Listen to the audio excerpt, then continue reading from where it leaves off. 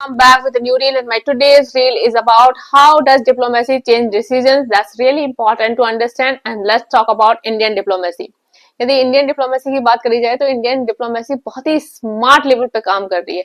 India जिस तरह से अपने पॉइंट ऑफ व्यू रख रहा है, जिस तरह से अपने डिसीजंस को लेकर स्टिक है, हम उसी पे काम कर रहे हैं। इंडिया अपनी प्रायोरिटीज को देख रहा है, इंडिया अपने नेशनल इंटरेस्ट को देख रहा है, और हम इन सब चीजों को लेकर किसी भी लेवल पे कॉम्प्रोमाइज करने को तैयार नहीं है। यदि वर्ल्ड सिचुएशन की बात करूं तो आप सभी देख सकते हैं कि किस तरह से जियो पोलिटिकल सिचुएशन चेंज हो चुकी है, किस तरह से अमेरिका टैरिफ को लेकर एक चाओस क्रिएट करा हुआ है, इससे इंटरनेशनल ट्रेड किस लेवल पर इफेक्ट कर रहा है। और यदि बात करी जाए वॉर सिचुएशंस को लेकर तो हम सभी देख सकते हैं कि किस तरह से वॉर सिचुएशंस क्रिएट है, रशिया यूक्रेन वॉर कितने लंबे समय से चल रहा है। और यदि बात करी जाए इंडिया की तो स्टार्टिंग में इंडिया और पाकिस्तान के साथ जो ऑपरेशन सिंदूर को लेकर सिचुएशंस रही है वो हम सभी समझ सकते हैं। तो ओवरऑल यदि मैं बात करूं तो वर्ल्ड में बहुत ही कॉम्प्लिकेटेड सिचुएशंस रही हैं, और इन सिचुएशन में यदि आप स्मार्ट डिप्लोमेसी प्ले कर देते हैं तो आप देख लीजिए कि आप सारे सिचुएशंस को किस तरह अपने फेवर में कर सकते हैं। बात करी जाए इंडिया की, इंडिया के अच्छे रिलेशंस रहे हैं रशिया से हमेशा से, और हमने हमेशा से इन सब चीजों को अप्रिशिएट करा है, क्योंकि जो कंट्री हमारे लिए फ्रेंड है हम उसके लिए हमेशा से स्टैंड करते हैं। बात करी जाए अमेरिका की, अमेरिका के और इंडिया के रिलेशंस भी काफी एवरेज रहे हैं, नॉट वेरी फ्रेंडली बट हाँ फ्रेंडली रिलेशंस रहे हैं। लास्ट 20 ईयर से इंडिया और अमेरिका के बीच में एवरेज काइंड ऑफ रिलेशंस रहे हैं, जो कि अच्छे ट्रेड रिलेशंस को शो करते हैं, या हम इंटरनेशनल लेवल पे कई चीजों पर एक सिमिलर पॉइंट ऑफ व्यू रखते हैं। बट रिसेंटली जिस तरह से प्रेसिडेंट डोनाल्ड ट्रंप ने इंडिया को टारगेट करना स्टार्ट कर दिया ऑपरेशन सिंदूर के बाद में, वो हमें सबको पता है कि किस तरह से वो इन सब चीजों का क्रेडिट लेना चाहते थे। इंडिया ने अपनी चीजें बहुत ही क्लियरली रखी, उन्होंने कहा कि कौन सी चीजें इंडिया के लिए बेटर है, किस तरह से इंडिया को अपने पॉइंट ऑफ व्यू पे स्टैंड लेना है, और हमने वही करा। ये सब चीजें किस लेवल पर प्रेसिडेंट डोनाल्ड ट्रंप को पर्सनल लेवल पर खटक गई वो हम सब देख सकते हैं।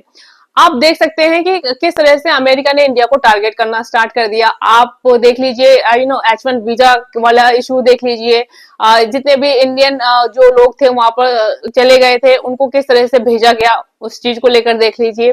यदि बात करी जाए टैरिफ को तो आप उस पर भी लेकर देख लीजिए कि किस तरह से इंडिया को टारगेट करा।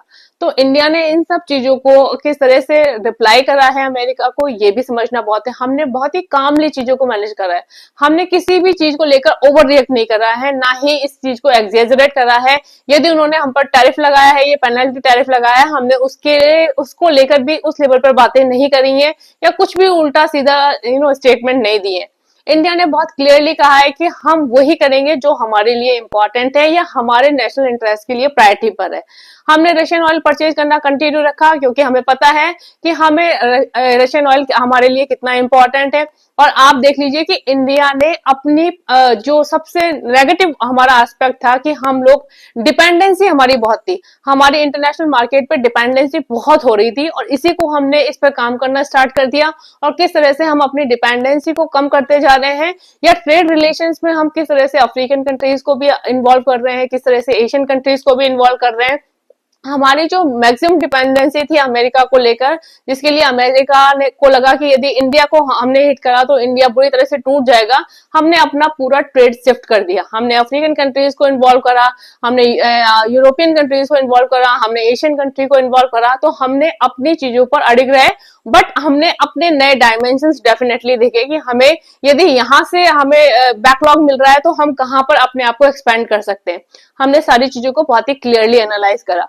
इसके बाद आप देख लीजिए कि हमने आत्मनिर्भर भारत की बात करी, जहां पर हम हर चीज को लेकर सेल्फ सफिशिएंट हो, चीजों को लेकर मैनेज करें, रेयर अर्थ मिनरल से लेकर हमने हर चीज पर डील करने की कोशिश करी। और इसके लिए हमने इंटरनेशनल लेवल पर डिफरेंट मार्केट्स की तरफ देखना स्टार्ट कर दिया।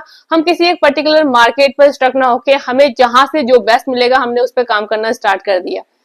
इसके बाद यदि देखा जाए तो recently Russia Indo Russia summit, वो भी एक बहुत बड़ा स्टेप रही है पूरी डिप्लोमेसी में। किस तरह से प्रेसिडेंट व्लादिमीर पुतिन इंडिया आते हैं, किस तरह से इंडिया ने बिल्कुल क्लियर कर दिया कि हम डिफेंस हो या फिर ट्रेड रिलेशंस हो या पर्सनल लेवल पर रिलेशंस हो, हम किस तरह से रशिया को हमेशा से प्रायोरिटी देते आए हैं।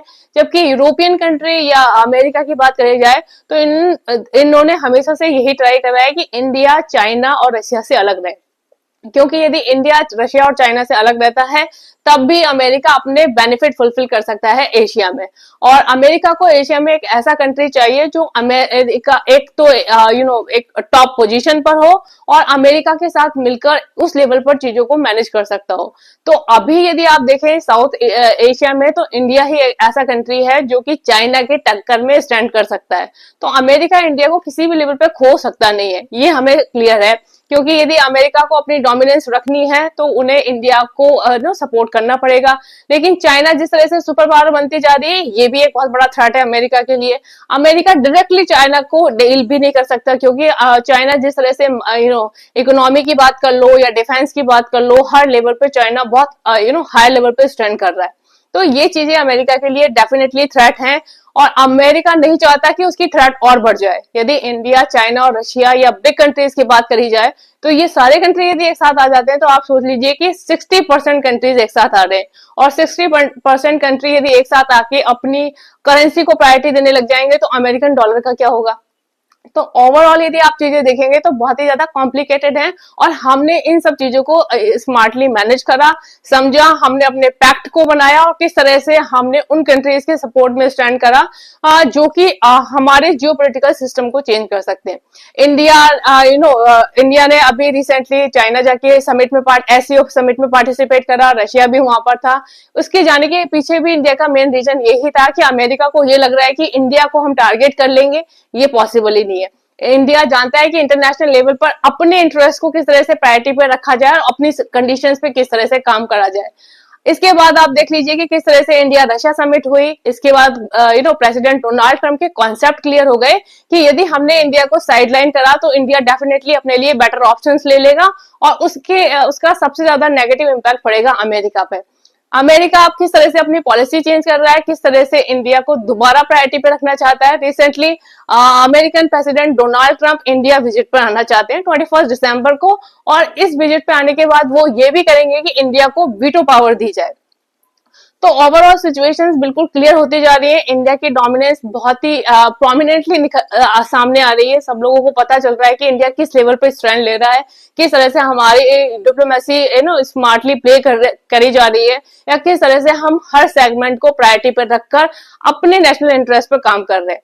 So I think we are playing smartly and well done India. We are doing great and definitely यदि हम इसी तरह से करते रहे तो हम बहुत कुछ अचीव भी कर सकते हैं आगे। So this is the starting. Let's see where we end. That's really matters a lot. So what you say about this? Suggest me your thought. Bye bye. Have a nice time.